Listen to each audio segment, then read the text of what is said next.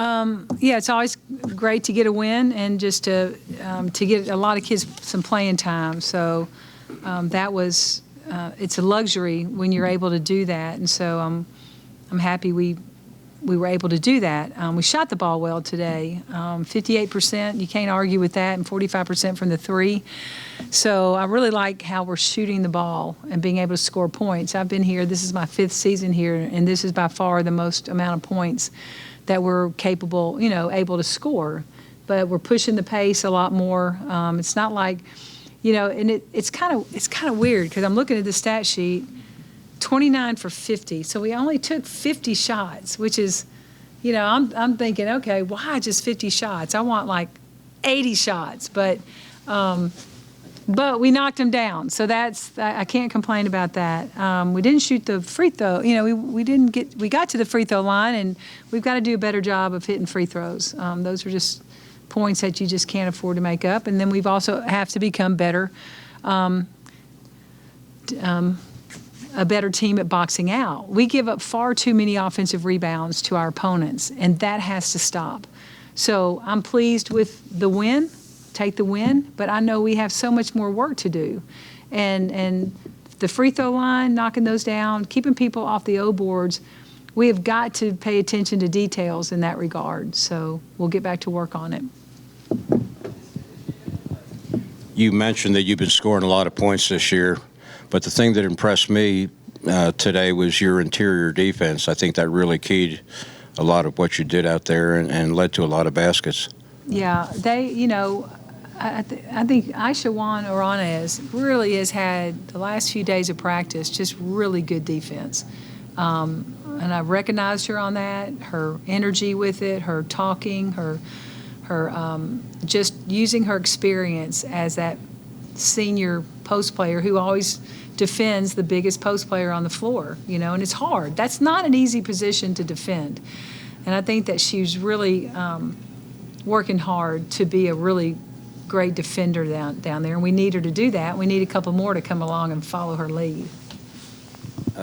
Toni Morgan, you look at her game and she's in and out, but then you look at the score sheet, and boy, yeah. She's got 15, 16 points.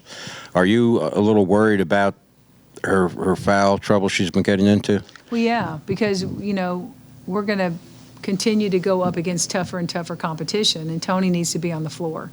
So, she's still a young player in a lot of ways. Even though has a lot of time on the floor, she's still a young player, and she's still learning how to run a team.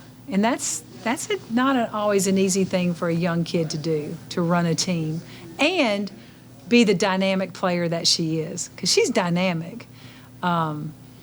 So there's a balance there that she's still trying to understand.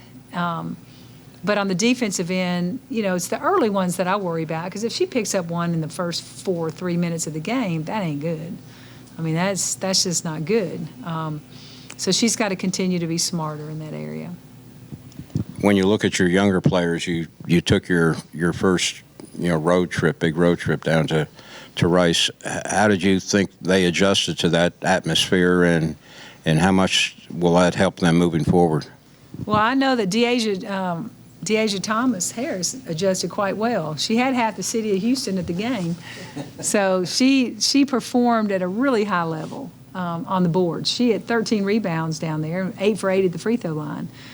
But she really did a good job, and we were down 17 when she had to really step. She was the one who really kind of pushed us because she didn't, she was getting on the boards for us. It was just a great effort on her part. So every time a young kid can get on the floor and get minutes when the game is still on the line is incredibly valuable. You're missing one of your better players in Dunn. How has that allowed you to maybe take a look at some of the other players, or maybe get an idea of, who you can count on, once you start ACC play? Yeah, definitely opened the window for, like Russ was not starting, when Cara went down. So she's been starting, and she's definitely taken every bit. She's playing really, really well, playing great basketball right now. So, so it's, but I can't wait to get Cara back. So it definitely adds to our depth, but our quality depth, and that's what's important. You talked about the center position.